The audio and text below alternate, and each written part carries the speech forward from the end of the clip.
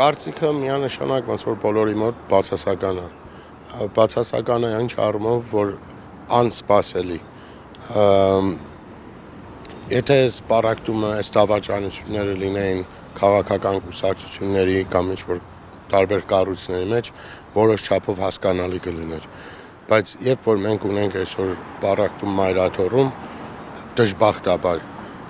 սա արդեն լավ տեղ չտանող կամ շատ վատ տեղ տանող իրավիճակի մեջ ենք հայտնվում ենք։ Եվ դժբախտաբար այս պարակտումները, այս ամեն ինչը չեն գալիս, շատերը ներկայացնում են իբր անձնական հողերի, անհատական հողերի կամ անձնական լեվելների վրա, բացառապես այդպես չի, այստեղ շատ մեծ աշխարհաքաղաքական դերակատարներ կան, այստեղ շատ մեծ ուժեր կան այս ամեն ինչի հետևում, ինչպես որ մենք տեսանք 18 թվի այդ խեղկատակության ժամանակ, չնայած երրորդ նախագահն ինքն էլ ասեց, որ շատ ավելի մեծ ուժեր են այս ամեն ինչի հետևում, նույն այդ շատ ավելի մեծ ուժերը բնականաբար կանգնած են եկեղեցու պարակման հետևում։ Ինչու? Որտեվ փաստացի այսօր մենք ունեցել ենք տարատեսակ քաղաքական կուսակցություններ են մուծվել 19-րդ դարի վերջում կամ 20-րդ դարի սկզբում, բայց նախքան այդ բոլորի ներմուծվելը հային միաբանողը, հային եւ մինչեւ այսօր, եթե մենք պրագմատիկ նայենք, հայ իրականության մեջ մի կառույց կա, որ ձայնը լսվելի, ընդունելի եւ կատարելի է ամբողջ հայության,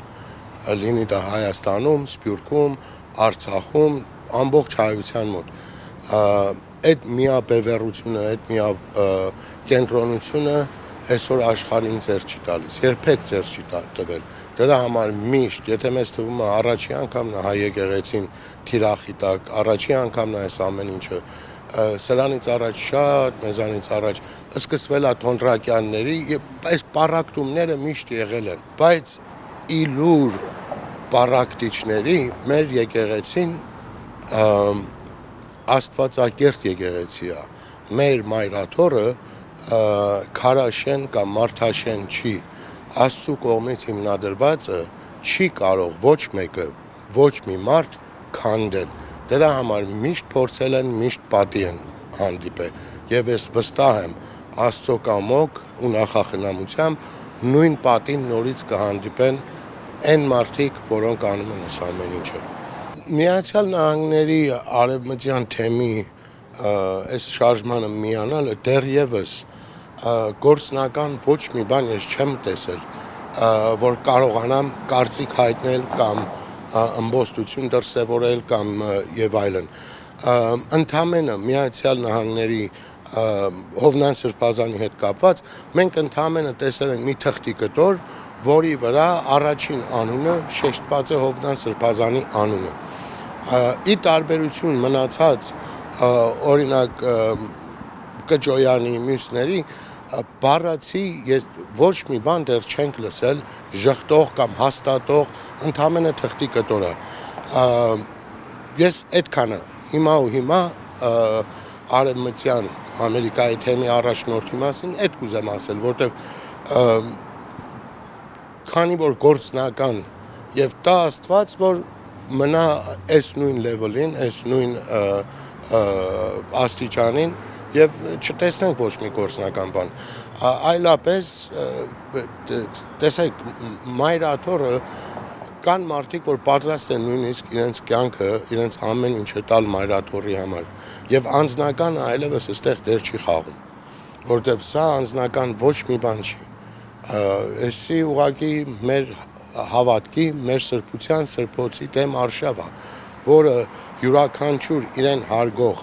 հայ, առավել հայ քրիստոնյա, պարտավոր է ամեն ձևով կանխի, ամեն ձևով բոլոր հնարավորություններով կանխի այս ամեն ինչը։ Ոչ թե բոլոր այն մարդիկ, որ պայքարում են պետության դեմ եկեղեցու համար, որովհետև մեր պայքարը պետության դեմ չի, կառավարության դեմ է, որը դժբախտաբար ոչ մի կապ չունի հայկական պետականության հետ։ Էսի շատ զգային թեմա է, որ մարդիկ պիտի հասկանան։ Ես առաջնամարտիկներից եմ այդ պայքարի, բայց իմ պայքարս պետության դեմ չի։ Իմ պայքարս պետության, որի գլուխը, ես նորից եմ կրկնում, հազարամյակներ եղել է եկեղեցին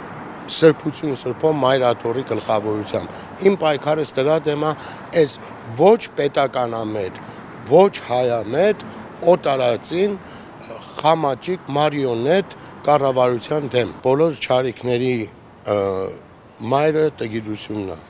Դժբախտաբար այսօր մենք մինչև չկրթվենք, չհասկանանք մեր դերը, մեր իրական դերը աշխարհում,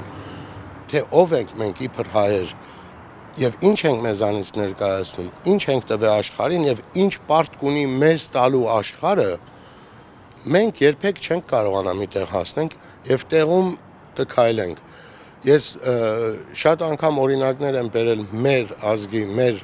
իբր հայ քրիստոնյաներ յուրահատկությունն ու աշխարհի տեղն ու իրավունքները, որին դժբախտաբար ոչ մենք մեր տեղը գիտենք, ոչ մեր իրավունքների տերն ենք, Երուսաղեմն եմ ես միշտ օրինակ բերում, որտեղ աշխարհի բոլոր քրիստոնյաները ունեն իրենց անկյունը, բոլոր հրեաները իրենց անկյունը, բոլոր մահմեդականները իրենց անկյունը եւ մենք հայերս ունենք մեզ հատկացված անկյունը։ Սա խոսում է մեր իրավունքներից աշխարհի մասշտաբով։ Ինչի համար ենք մենք վաստակել այդ իրավունքը, որը ի դեպ հիմա մեր այս խոսակցության ընթացքում ամեն ինչ, նույն այդ մարդիկ, որոնք պառակտեցին, ավիրեցին մեր երկիրը, այդ ավելի մեծ ուժերը, ճակերտավոր, որոնք պառակտում են մեր եկեղեցին հենց այսօր Մայրաթորից սկսած, մեր ձեռից ուզում են խլեն մեր հողերը Երուսաղեմում, որը մեզ պատկանել է, մեզ տրվել է մեր իրավունքների դիմաց։ Եվ մինչև մենք չհասկանանք այդ ամեն ինչը, չկրթվենք ազգովի եւ մեր տեղը կշիռը այս աշխարհում չիմանանք, որի դեմ մենք կունենանք մենք պահանջները, որը պիտի բավարարի այս աշխարհը, մենք միշտ աղերսողի դերում կգտնվենք։ Մեր ամբողջ ոչ թե մենակ այս ժամանակահատվածի, ամբողջ պատմության ընթացքում մինչև հայը աղերսողից չվերածվի պահանջատերի եւ մենք ունենք աշխարհում բոլոր իրավունքները, պահանջներ ներկայացնելու, մենք ոչ միտեղ չենք հասնի։